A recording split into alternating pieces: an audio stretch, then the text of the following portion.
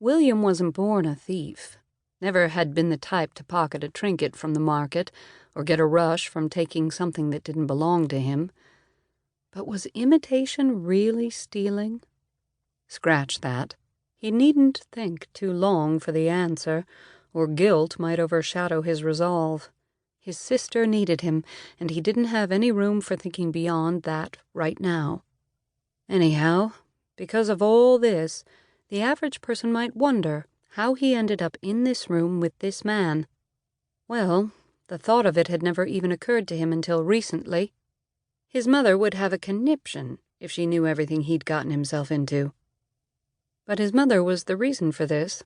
She'd sent his sister away, wouldn't acknowledge Hannah was in the family way, wouldn't even talk about the baby except to say there were places for handling these things discreetly.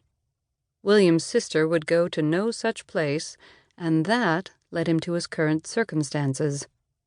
Namely, how William was in this room with this man. Suffice to say, what William lacked in criminal experience, he made up for in artistic skill. He could paint a nearly identical Rembrandt, and no one would be the wiser. He had diligently studied to play the piano like Gershwin. He would also like to think he had some people skills.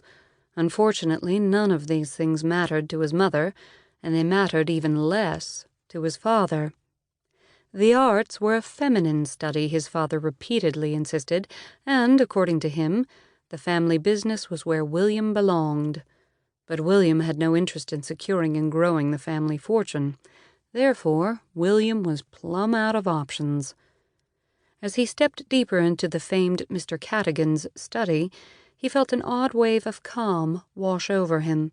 He took in the room full of silver, the paintings poised along the furniture and walls, as if they were people in a train terminal, waiting for their next destination.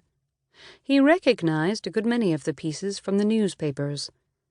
Cadogan would, of course, ship these treasures out of Charleston at the first opportunity. No one would be the wiser in Boston or New York. Buyers would assume the Southern gems had come from looted houses during the Civil War. Not that they were recent acquisitions. "Pinckney, do you understand why you're here?" Cadogan tapped his cigarette twice against the ashtray as a wild curl of smoke snaked upward from his nostrils. The study was dim, with only 2 Tiffany-style lamps to illuminate the wrinkled face of Mr. Cadogan and the moon-shaped scar above his lip, a souvenir of a recent job gone wrong. At least, that's the story he told. "Yes, sir." William crossed his arms over his chest. For the first time since approaching the house, his heart began to beat faster. The reality sank in. William only hoped his stance was strong enough to cover his hesitation before Cadogan would notice. "The watercolorist." Cadogan nodded. "That's right. Her paintings are beginning to fetch a pretty sum around here, especially with the tourists. You study them, make copies, and I will do the rest of the work.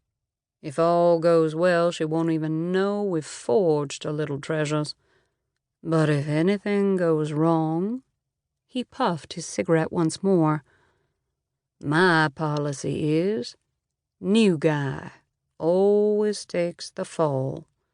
Do a good job, and next time you won't be the new guy."